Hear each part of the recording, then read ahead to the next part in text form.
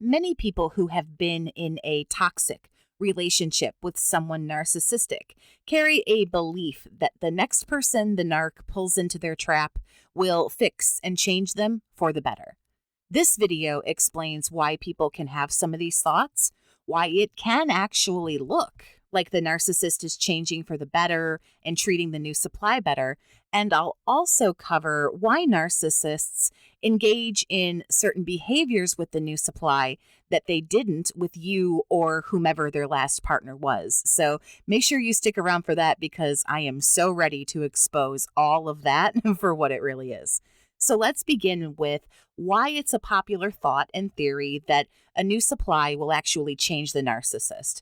So when you get mixed up with a narcissist, a hope for change will usually begin to form, longing for days of love bombing and hoping that the narcissist will realize this really unflattering behavior that they're doing and that they will change for the better.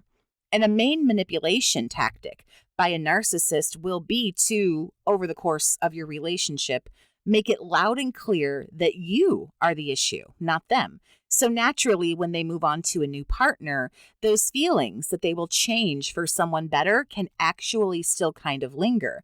It's very common that a person actually projects these feelings onto the new supply and begins to have those beliefs that they will have a better experience with the narcissist. It might feel for some people like somehow the relationship and that new person will succeed, whereas what they had with the narcissist completely failed. And when the narcissist inevitably begins to love bomb their new supply, it can totally have a person believing that this new behavior is a permanent transformation. However, it can absolutely seem like things are going better for the new supply. The narcissist is idealizing this person, showing only their best sides and putting their best foot forward. And it does create this idea, this narrative, that now the narcissist is more loving, caring, and attentive. It's a common misconception that a new relationship will lead to any sort of genuine or long-lasting change. Another issue that can lead to having some of these thoughts and feelings is the amount of time the new supply spends with the narcissist. For example, if you were in a relationship with someone narcissistic for 2 years, it fell apart, they moved on, and now you see this new person is getting this amazing treatment month after month after month. Ultimately, no real change has happened. You're simply seeing this cycle completely repeat itself. Let me be very clear, survivor. Time spent with someone else doesn't equal change. Time doesn't equal better, and time certainly doesn't equal success. All that time really equals when it comes to how long things are going on with the new supply is how long this new person puts up with this cycle of behavior. Narcissists are doomed to repeat this loop endlessly. Navigating through narcissistic abuse and the aftermath can be very tough, and traditional therapy is not always the best option. That's why I offer flexible phone chat services designed to fit your busy life. You'll connect with somebody who truly understands what you're going through. My service is casual, affordable, and provides a supportive space removed from formal therapy settings. We'll chat as friends, two survivors, sharing experiences. And I can also offer practical tips that are tailored to your situation. My highly empathetic approach validates your experiences and provides real-world strategies for overcoming this disorder. If you have any questions or want more information, feel free to reach out. All the ways you can do that are on the screen for you now. I'm a phone call away, ready to support you on your healing journey. And a lot of people might say, but I see the differences. You can see the differences.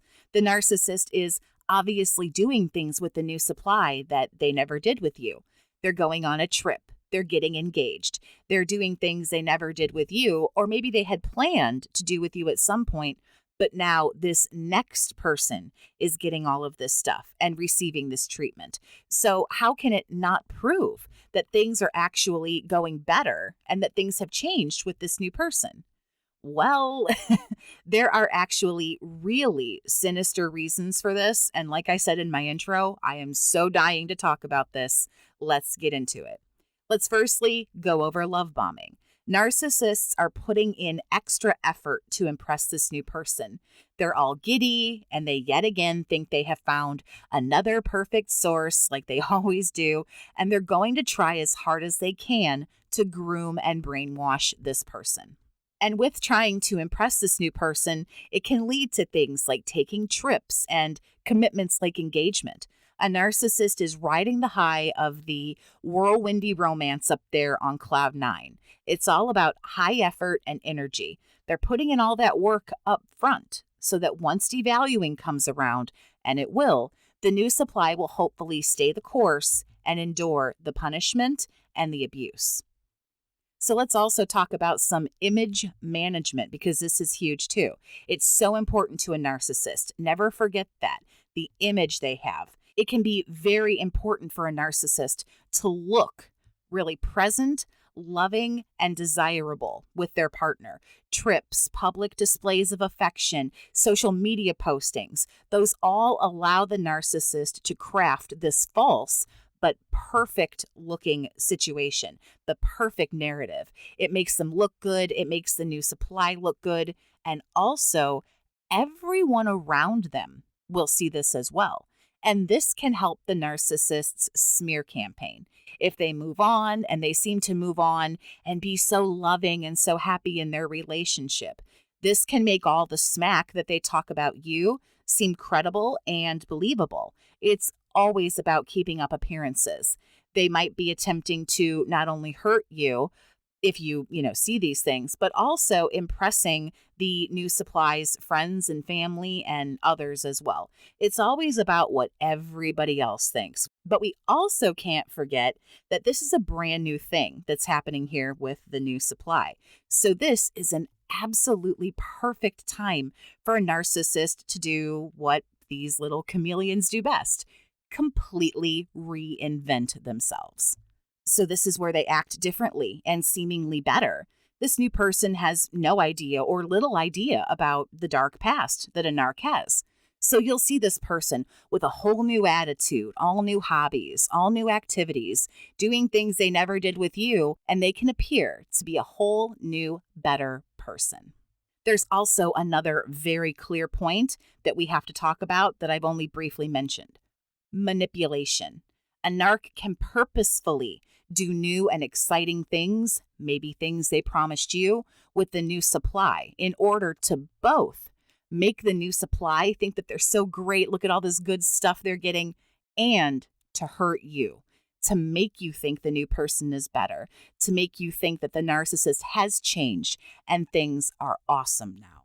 Social media posts can be perfectly curated to stir up these emotions in you. You might hear from other people these things as well. And it might give you those feelings. It might prompt those ideas of, well, look how good this is going. I guess I was the issue. I suppose this new person is better because, look at this. And it's all designed to hurt you. Narcissists can be well moved on to a new thing and still want revenge on you. Maybe you left them. They can do things like this in hopes that maybe you will hoover them.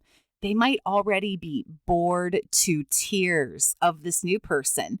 And that's why they're spending time trying to get a rise out of you by saying, hey, look how great all of this is. So back to the shiny and new aspect. The narcissist will be happier and more carefree in the beginning only because there's no conflicts with this new person yet. They're not fighting every other week. They're not talking about cheating or communication or money. After you're with a person like this for so long, it basically becomes all fighting, all passive aggressiveness. And with somebody new, it's a clean slate. There's no arguing. Everything's great. All this fluffy bunny behavior is superficial, but also temporary. You might not always see it. You might not always hear about it. But as the relationship takes a turn into the devaluing phase, you're going to see less and less of those lovey-dovey posts. Things are going to slow down. Things even out right before it all goes a bit pear-shaped for this new person. But it's normal to feel envious or to be jealous of the new supply. Now, not everybody is. It's okay if you are or you aren't. Acknowledge and validate how you feel. It might hurt, but always understand that it's okay to feel how you're feeling. Remind yourself, all of this is garbage. The cycle always repeats. That's what a cycle does. It's not called the narcissistic cycle for nothing. Never compare yourself to the new person. They're not better, they're new. And that's the only difference between you and them. Lean into your support team. Talk to a professional if you feel like you need to vent. Talking helps process emotions, and it can give you a different perspective from a neutral third party who has nothing to gain from you sharing what's going on with you. Work on boosting your self-esteem. Remind yourself that you have value. The new supply is not capable of fixing a narcissist, flat out. No one is capable of that. More importantly, it shouldn't be another person's responsibility to change or fix anybody. We all need to be taking care of those things ourselves. Keep in mind, survivor, you want a partner in life, not a project. You don't want to drag somebody kicking and screaming from where they are to where they need to be. Thank you so much for listening. Have a great day, survivor, and take care of yourself.